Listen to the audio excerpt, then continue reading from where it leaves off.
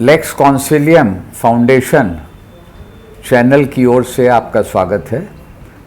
इनसे मिलिए प्लेलिस्ट में आज हमें मौका मिला है पुनः श्री कुमार प्रशांत जी से बात करने का, जो कि दिल्ली में गांधी शांति प्रतिष्ठान के अध्यक्ष हैं, जाने माने लेखक हैं। और जैसा कि पिछली बार उनके शब्दों में मैंने उनका वर्णन किया था कि दुष्यंत कुमार जी की तरह वो गांधी जी के विचारों को, उनकी सिखलाई को, उनकी उपलब्धियों को, उसको पूरी तरह से आत्मसात कर चुके हैं। उन्हीं को ओढ़ते बिछाते उन्हीं पर जीते हैं। पहले हमारी चैनल इनसे मिलिए पर उनका एक शॉर्ट और 5 वीडियो आपके सामने उपलब्ध हैं। उस सिलसिले में आगे बात करते हुए आज कुमार प्रशांत जी आपका दोबारा स्वागत है। इस समय देश में एक वस्तु स्थिति ये उत्पन्न हो गई है कि धार्मिक रूप से संप्रदायों के बीच में बहुत बड़ी खाई सामने आई है और ऐसा लगता है कि खाई बढ़ती जा रही है। इस तरह का कुछ आभास बापू को अवश्य हुआ होगा जब वो दक्षिण अफ्रीका में थे और बाद में मोहम्मद अली जिन्ना के नेतृत्व में मुस्लिम लीग उभर रही थी। आज मैं आपसे जानना चाहता हूं कि विशेष रूप से भारत में जो मुसलमान हैं उनके बारे में बापू के क्या विचार थे। बहुत धन्यवाद नीलन जी, दोबारा आपके साथ बातचीत का मौका मिल रहा है। ये सारे विषय इतने बड़े बड़े हैं और इनके साथ इतिहास इतनी तरह से जुड़ा हुआ है कि बहुत मुश्किल होता है थोड़े में समेटकर पूरी बात को सही संदर्भ में रख देने में। तो महात्मा गांधी और मुसलमान अगर इतना बड़ा शीर्षक हम बनाते हैं तो फिर बहुत सारी बातें उसमें शामिल हो जाती हैं।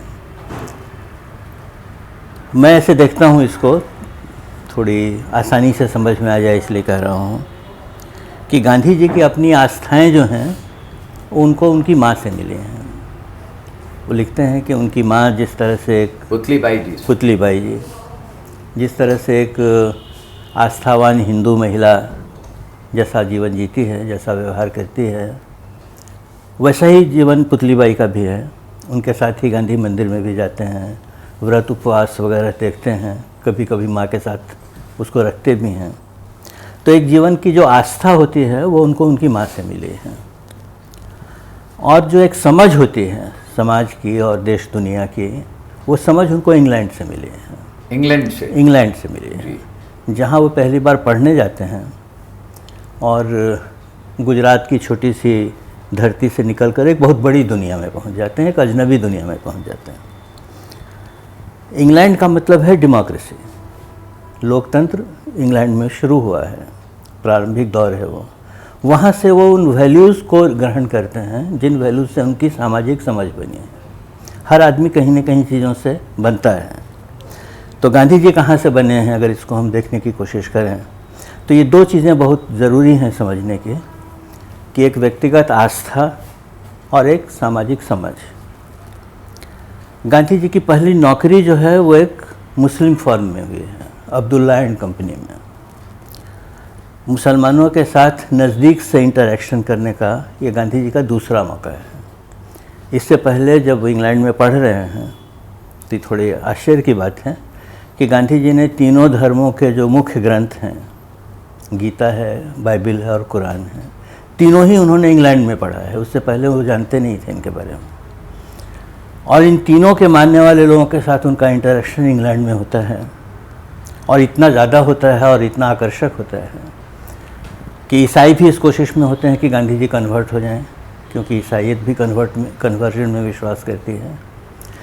मुसलमान लोग भी इस कोशिश में हैं कि गांधी जी कन्वर्ट हो जाएं, क्योंकि इतना अच्छा सच्चा मेहनती आदमी, हर धर्म को ज़रूरत पड़ती है उसकी। यानी एक सच्चा मेहनती अच्छा आदमी दुनिया में रेयरिटी है, सभी धर्मों की डिमांड है, उसकी डिमांड है। तो गांधी जी के लिए भी ये कोशिश होती है, लेकिन गांधी जी कभी भी धर्म परिवर्तन में तैयार नहीं होते हैं जी। उसकी बात आगे हम लोग देखेंगे ऐसा क्यों था। दक्षिण अफ्रीका आकर अब्दुल्ला एंड कंपनी में काम करते हुए गांधी जी ने इस बात को और नज़दीक से पहचाना कि धर्म जो है वो व्यक्तिगत आस्था का सवाल है, व्यवहारिकता जो है वो सामाजिकता में आती है। तुम समाज के साथ कैसे इंटरेक्ट करते हो वो एक अलग पहलू है, और उसमें धर्म की बहुत बड़ी भूमिका नहीं है, क्योंकि अब्दुल्ला एंड कंपनी मुसलमानों की फर्म है जी। उनके झगड़े आपस में चल रहे हैं दो भाइयों के, जिनके मुकदमे के लिए गांधी जी वहाँ पहुँचे हैं, और गांधी जी इस कोशिश में लग जाते हैं कि आउट ऑफ कोर्ट सेटलमेंट हो जाए दोनों भाइयों के बीच में। वहाँ वो पहचानते हैं कि दरअसल में ये मुसलमान है कि वो हिंदू है कि कौन है, ये बहुत कंसर्न नहीं है, कंसर्न है सामाजिकता कैसे काम करती है। और उसमें वो मुसलमानों को ज़्यादा नज़दीक से देखकर ये पहचानते हैं कि ये जो धर्मों की पहचानें हैं ये बहुत स्किन डीप नहीं है, ऊपर ऊपर की बात है। इंसान स्किन डीप है, मनुष्य को अगर तुम ठीक से समझ सकते हो तो वो मुख्य बात है जिसको हमको देखना चाहिए। दूसरी बात और भी गांधी जी को अनुभव होता है कि दक्षिण अफ्रीका में जब वो अपना काम शुरू करते हैं वकालत के बाद का काम, तो देखते हैं कि भाई यहाँ सारे धर्मों के लोग हैं, हिंदुस्तान में जितने तरह के धर्म हैं उन सब के लोग वहाँ हैं, हर प्रांत का आदमी यहाँ है, हर भाषा का आदमी यहाँ है, और सब उतने ही टूटे हुए हैं जितने हिंदुस्तान में टूटे हुए हैं। एक दूसरे से कोई मतलब नहीं है, सभी उसी रंग भेद के शिकार हो रहे हैं, लेकिन एक दूसरे से बात नहीं करते हैं। उनको लगता है कि इनको इकट्ठा किए बगैर मैं कोई लड़ाई तो लड़ नहीं सकता हूँ। उम्र है 24-25 साल का एक नौजवान लड़का है जिसका कोई अनुभव नहीं है सामाजिक कामों का, एक बड़ी घटना से गुजरता है और वो घटना उसको सिखाती है कि स्वाभिमान से अगर जी नहीं सकते हो तो स्वाभिमान से मर तो जाना चाहिए। तो स्वाभिमान की उस लड़ाई में वो सारे हिंदुस्तान के लोगों को इकट्ठा करने की कोशिश करते हैं। तो जो नटाल इंडियन कांग्रेस पहली बार बनती है वो वहाँ रहने वाले भारतीयों के लिए भी एक नई चीज़ है और उन गोरों के लिए भी बिल्कुल नई चीज़ है कि ये कुली लोग जो हैं ये इकट्ठे हो जाते हैं, इनका भी कोई संगठन हो सकता है। ये उन्होंने कभी सोचा नहीं था, और ये हिंदुस्तानियों ने कभी सोचा नहीं था कि हम लोग को इकट्ठे होकर कोई बात करनी चाहिए। आप देखिएगा कि वहाँ जो पहला अखबार वो निकालते हैं उसका नाम रखते हैं इंडियन ओपिनियन। भारतीयों की कोई ओपिनियन हो सकती है, ये गुलाम लोग भी कुछ सोचते हैं, ये बात वो अंग्रेज़ों के मन में रजिस्टर कराना चाहते हैं जी कि हमारी भी कोई राय है। वहाँ ईसाई हैं, वहाँ मुसलमान हैं, वहाँ पठान हैं, वहाँ यहूदी हैं, उन सब के साथ इनका इंटरेक्शन होता है। कुछ पारसी भी थे, यानी हर तरह के धर्म मान्यता के लोगों के साथ उस लड़के ने काम किया है और उन सबको खींचकर एक जगह पर लाकर खड़ा कर दिया है। ये अनुभव है उनका कि भाई दुनिया में जितने तरह की भी मान्यताएं हैं उन सारी मान्यताओं से बड़ी मान्यता एक है कि इंसान है, उसकी इंसान की ज़रूरतों को अगर तुम एड्रेस करते हो तो तुम्हारे साथ आ सकते हैं। तो ये व्यक्तिगत विश्वास और सामाजिक व्यवहार, इन दो में से गांधी बने हैं। तो इसीलिए जब वो भारत आते हैं तो भारत में भी आकर के वो देखते हैं कि ये तो जो मिनिएचर रूप उन्होंने दक्षिण अफ्रीका में देखा था उसका एक बड़ा स्वरूप यहाँ पर है। यहाँ भी सभी टूटे हुए हैं, एक दूसरे के खिलाफ हैं, आज़ादी की लड़ाई का नाम तो लेते हैं लेकिन वो मुट्ठी भर पढ़े लिखे अंग्रेजीदान लोग हैं जो कांग्रेस के मंच पर बैठकर आज़ादी की बात करते हैं। देश से उसका कोई रिश्ता नहीं है, लोग कांग्रेस से जुड़े हुए नहीं हैं। तो जब वो कांग्रेस को अपने हाथ में लेते हैं या कांग्रेस घटनाक्रम से उनके करीब आती है तो सबसे पहले कांग्रेस का ही कैरेक्टर बदलते हैं कि भाई अगर ये आज़ादी का आंदोलन भारत के लिए है तो इसका संगठन होना चाहिए, इसकी दिशा होनी चाहिए, किधर इसको जाना है, आज़ादी का मतलब क्या होगा, और वो गतिशील होनी चाहिए, डायनेमिक होनी चाहिए। सिर्फ भाषण कर देने से काम चलेगा नहीं। तो आज़ादी की एक पूरी रणनीति बनाकर वो कांग्रेस के सामने रखते हैं। उसमें जो उनको सबसे ज़रूरत महसूस होती है कि भाई कांग्रेस के मंच पर नए लोगों को लाया कैसे जाए। सिपाही कौन बनेगा? सेनापति तो आप बन भी सकते हो, लेकिन सेनापति भी कौन बनता है जिसके पीछे सेना नहीं है। आप तो मिलिट्री के आदमी हैं तो इस बात को ज़्यादा अच्छी तरह समझ सकते हैं। जी हाँ। तो इसलिए पहला जो कार्यक्रम वो देते हैं ट्रिपल बैकआउट का कार्यक्रम देते हैं।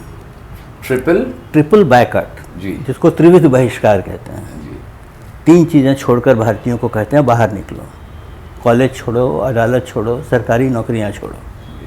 ऐसा कभी किसी ने कहा नहीं होगा, और हम देखते हैं कि लोग रिस्पॉन्ड करते हैं इसको।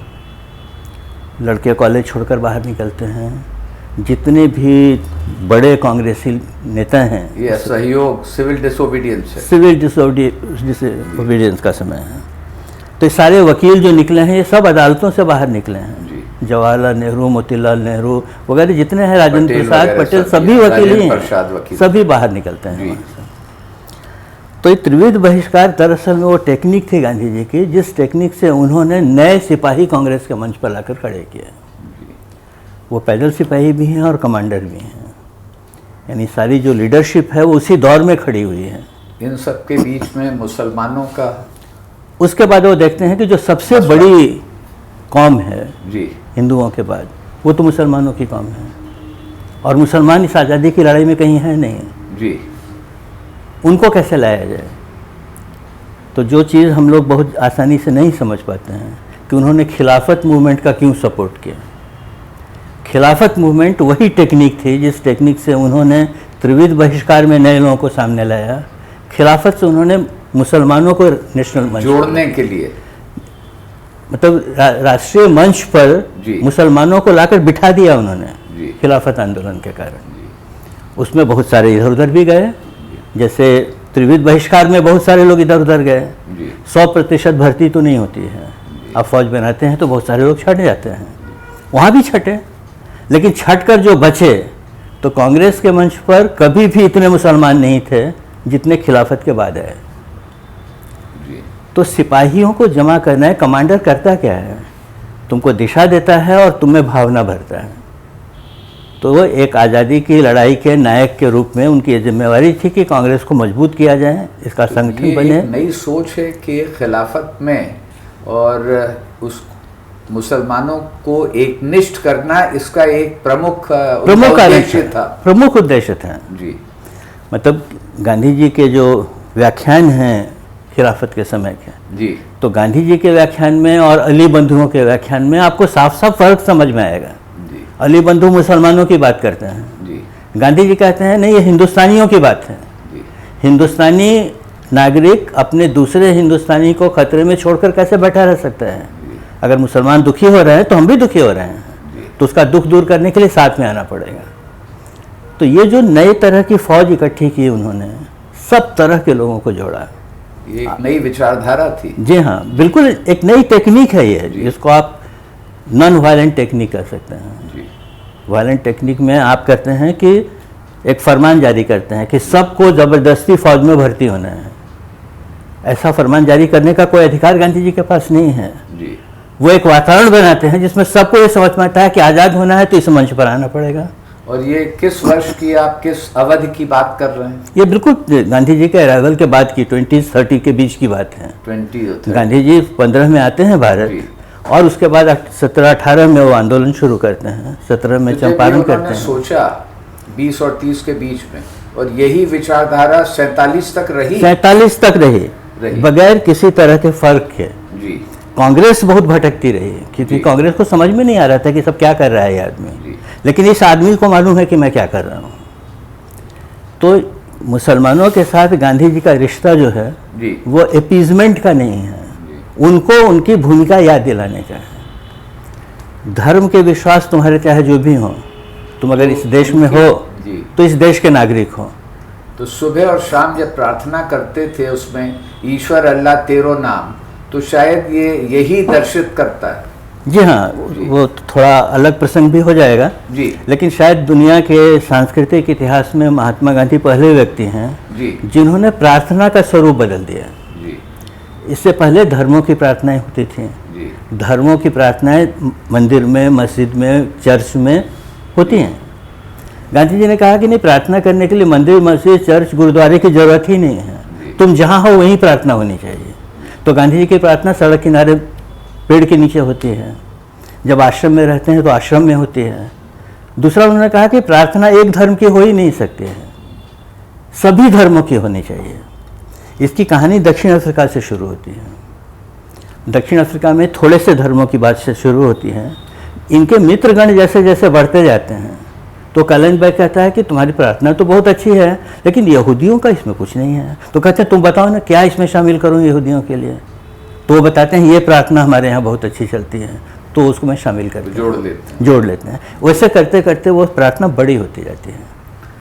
तो गांधी जी की प्रार्थना पूजा स्थल से बंधी हुई नहीं है, किसी एक धर्म से बंधी हुई नहीं है। जहाँ सभी लोग मिलकर सभी धर्मों की प्रार्थना करते हैं वहाँ संगठित धर्मों की दीवारें टूट जाती हैं। धर्मों ने अपने अपने लिए एक संगठन बना रखा है, एक दूसरे से मतलब प्रतियोगिता में लगे रहते हैं।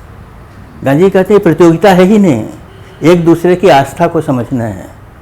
ये बहुत बड़ी चीज़ है, लेकिन इसको जरा आप ये थोड़ा सा समझाएं कि गांधी जी मुसलमानों की हमने बात करी और उसी पर कर रहे हैं, लेकिन साथ साथ वो ये कहते हैं कि मैं परम वैष्णव हूँ, ये भी उन्होंने कहा है। इसलिए गांधी जी की बातों को कॉन्टेक्स्ट में ही आप समझ सकते हैं जी। उन्होंने कहा कि मैं सच्चा सनातनी हिंदू हूँ जी। वो बार बार दोहराते हैं इस बात को। और ये भी कहते हैं कि तुम एक धर्म के प्रति अगर सच्चे बन जाते हो तो दुनिया के हर धर्म के प्रति तुम सच्चे हो, क्योंकि धर्म एक ही बात कहते हैं। तो मैं एक अच्छा हिंदू अगर बन गया हूँ तो कहते हैं कि मैं एक अच्छा मुसलमान भी हूँ, मैं एक अच्छा ईसाई भी हूँ, मैं एक अच्छा पारसी भी हूँ। यानी तुमको अपना धर्म छोड़कर आने की जरूरत नहीं है, तुम अपने ही धर्म में सच्चे बन जाओ। तो ये आपने बहुत अच्छा विश्लेषण किया। ये तो हुआ उनका इस्लाम के प्रति उनका जो विचार था, और जो मेरा सवाल था कि भारत में मुसलमान, भारत के इसके ऊपर भी यदि आप कुछ अपने तो अब जैसे मुसलमानों को कांग्रेस के मंच पर ले आए, वो जी बड़ी संख्या में मुसलमान काम करने लगे जी, लेकिन वो इस बात को समझ रहे हैं कि जो धर्मों की संकीर्णता बनी हुई है वो तो कहीं मन में बैठी हुई है, हिंदुओं के मन में भी बैठी है, मुसलमानों के मन में बैठी है। उसको कैसे दूर किया जाए, वो सांस्कृतिक सवाल है, पॉलिटिकल सवाल नहीं है। जी। जिस तरह से धर्मों के संगठन ने अपने अपने लोगों को भेड़ों की तरह से बाड़ों में बंद कर लिया है, उन बाड़ों को खोलना और वो सब लोग साथ में आए, इसकी क्या क्या प्रोसेस हो सकती है। इसीलिए लोग मुसलमानों की बात करते हैं, गांधी जी मुसलमानों की बात नहीं करते हैं। मुसलमानों की बात तो तब करते हैं जब मुसलमानों को एड्रेस कर रहे होते हैं जी। नहीं तो मुसलमान महिलाएं बहुत सारी मिलने आती हैं, उनसे सब बुर्का पहने हुई हैं, तो आते ही पहले कहते हैं तुम मेरे सामने बुर्का क्यों पहने हुई हो, मैं तो पिता के समान हूँ तुम्हारे। मुसलमान महिलाओं को कोई हिंदू आदमी कहे कि तुम बुर्का उतारो तो जान लेने की बात हो जाएगी। गांधी जी कहते हैं सभी लोग बुर्का हटाओगी तभी मैं बात करूँगा। अपने बाप से भी कोई पर्दा करता है क्या? और महिलाएं बुर्का उठा कर फेंक देते हैं। तो बुर्का उतरवा देना ये अपने आप में एक कल्चरल लीप है, छलांग है महिलाओं की तरफ से। ये एक विशेष घटना थी, विशेष घटना है ये।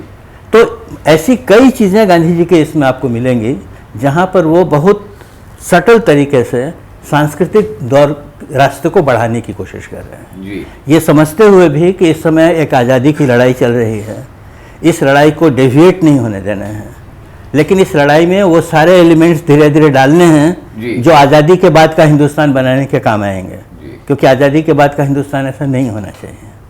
तो उनके विचारों में फिर देश के बंटवारे का तो कोई प्रश्न ही नहीं उठता, कोई सवाल ही नहीं था, कहीं दूर तक भी बात नहीं थी।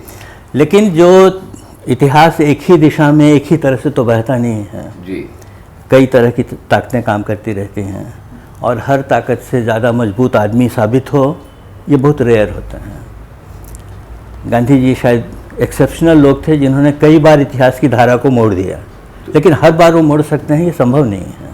तो इसमें मेरा अंतिम प्रश्न ये होगा कि 47 में देश का बंटवारा हो गया, जो कि एक तथ्य था, यथार्थ था, और ये भी यथार्थ था कि देश में करोड़ों मुसलमान रहे भारत में, जिन्होंने जाने का, सीमा पार करने का फैसला नहीं किया। तो उन लोगों के प्रति जो भारत में रहे, क्या गांधी जी ने कुछ कहा है, कुछ सलाह दी है? पूरे विभाजन में जो गांधी जी की भूमिका रही है वो तो विषय नहीं है अभी, नहीं तो एक अलग ही प्रश्न है वो जी। कि मुसलमानों को किस तरह से टैकल किया उन्होंने विभाजन के समय में जी। लेकिन वो दौर ऐसा है जिस दौर में गांधी जी अधिकांशतः जेलों में हैं, पूरी कांग्रेस जेल में है जी। 40 से लेकर के और 45 तक आप देखेंगे कि सिर्फ जेलों में आना जाना हो रहा है, और वो कांग्रेस के लोगों का हो रहा है। मुस्लिम लीग उससे बाहर है क्योंकि वो उसमें शामिल नहीं है। ये हिंदुत्व वाले सारे लोग बाहर हैं उससे क्योंकि वो उसमें शामिल नहीं हैं। इसी समय में जिन्ना को मौका मिला कि उसने अपने मुस्लिम लीग के संगठन को बढ़ाने की कोशिश की, क्योंकि सामने कोई गांधी खड़ा नहीं है, सामने कोई कांग्रेस है नहीं। यही समय है जिस समय में हिंदू महासभा ने अपने लोगों को आगे बढ़ाया। अगर गांधी जी किसी संयोगवश बाहर होते तो शायद इतना आसान इन लोगों के लिए नहीं होता, लेकिन इनको एक मौका मिल गया ये करने का। गांधी जी जब बाहर आते हैं और देश का विभाजन होता है जी। उसके बाद गांधी जी ने ये स्टैंड लिया है जी। कि किसी को कहीं से जाने की ज़रूरत नहीं है जी। इस बात को बहुत मतलब बारीकी से समझना चाहिए कि बड़ी संख्या में मुसलमान पाकिस्तान के पक्ष में वोट देते हैं जी। जिन्ना को वोट देते हैं जी। लेकिन जब जाने का सवाल उठता है तो जितने लोग गए हैं उससे ज़्यादा लोग हमारे यहाँ रह जाते हैं। सारे मुसलमान क्यों नहीं चले गए? सबने तो पाकिस्तान के लिए वोट दिया था। पाकिस्तान जो है उनके लिए आस्था का सवाल है, पॉलिटिक्स नहीं है वो। हमारा भी अपना एक देश हो रहा है, लेकिन उस देश में जाने के लिए मैं अपने गांव से उखड़ के चला जाऊंगा, इसकी को हमको क्या ज़रूरत है? तो इसीलिए वहीं रह जाते हैं। गांधी जी कहते हैं जो रह गए हैं वो हिंदुस्तानी हैं, जो चले गए हैं वो पाकिस्तान में गए हैं। वो कहते हैं पाकिस्तान के प्रति सच्चे बनो, तुम्हारा देश नया बन गया, अब अपने देश के प्रति तुम सच्चे बनो। यहाँ कहते हैं तुम हिंदुस्तान में रह गए हो, हिंदुस्तानी बनो। मुसलमानों से कहते हैं अब अगर यहाँ रह करके तुम पाकिस्तान की बात करते हो तो हिंदुस्तान में तुम नहीं रह सकते हो। वो बार बार इस बात को इन्हीं शब्दों में कहते हैं जिन शब्दों में मैं आपसे कह रहा हूँ। ये जो अपीजमेंट वगैरह की बात करते हैं, ये सब जिनको समझ नहीं है या जो अपना स्वार्थ सिद्ध करना चाहते हैं वो कहते हैं। मुसलमानों से कहते हैं कि अब यहाँ बैठकर पाकिस्तान की बात नहीं कर सकोगे। हिंदुओं से कहते हैं तुम अगर पाकिस्तान में रह गए हो तो वहीं रहो, भारत आने की ज़रूरत नहीं है, वहीं रहो, अपने लिए लड़ो। वही बात मुसलमानों से कहते हैं। तो दो स्टैंड बिल्कुल साफ साफ दिखते हैं। आप देखिए उस समय में मौलाना आज़ाद कांग्रेस के अध्यक्ष हैं जी, और शायद सबसे लंबे समय तक अध्यक्ष रहे हैं, क्योंकि 40 में उनका चुनाव हुआ है। उसके बाद इतना तूफान आया है कि कांग्रेस कभी बैठकर अपना कोई अध्यक्ष चुन सके इसका मौका नहीं है। उसका मौका तभी आता है जब आज़ादी करीब करीब पक्की हो गई है। तो उस समय मौलाना आज़ाद एक चिट्ठी लिखते हैं गांधी जी को कि मैं इतने लंबे समय तक कांग्रेस अध्यक्ष बना रहा हूँ, अब आज़ादी आ रही है जी, अच्छा तो ये होगा कि मुझको ही कंटिन्यू करने दिया जाए जी, क्योंकि सबको मालूम है कि जो कंटिन्यू करेगा वही प्रधानमंत्री बनेगा। जी। गांधी जी उस पत्र का सीधा सा जवाब लिखते हैं, आपका ये पत्र गलत दिशा में जा रहा है, आप आगे कंटिन्यू नहीं कर सकते हैं। और मुझसे अगर पूछोगे तो मैं तो जवाहरलाल को प्रधानमंत्री बनाना चाहता हूँ, मेरे उसके अपने कारण हैं, समय पर मैं वो कारण भी बताऊँगा। यानी अगर मुस्लिम अपीजमेंट जैसी कोई बात होती तो बहुत तर्कपूर्ण था कि भाई 5 साल से मैं ही इतने कठिन समय में कांग्रेस को लेकर चल रहा हूँ, मुझको ही अध्यक्ष आगे बना दीजिए। उन्होंने कहा नहीं, ये नहीं स्वीकार नहीं किया, बिल्कुल नहीं स्वीकार किया उन्होंने। तो इसीलिए अपीजमेंट वाली बात या मुस्लिम आइडेंटिटी से प्रभावित होने वाली बात गांधी जी के पास टिकती ही नहीं है। उसके बाद का जो इतिहास आप जानते हैं कि कौन बना और कैसे वो चला आगे। बहुत बहुत धन्यवाद कुमार प्रशांत जी, विशेष रूप से इसलिए क्योंकि आज यदि भ्रम हो और यदि हमने बापू के जीवन को, उन लेखन को ठीक से पढ़ा नहीं है तो इस तरह के विचार आते हैं। तो आपके यहाँ पर बोलने से इसमें काफ़ी स्पष्टता मिली, जिसके लिए मैं आपको धन्यवाद देता हूँ।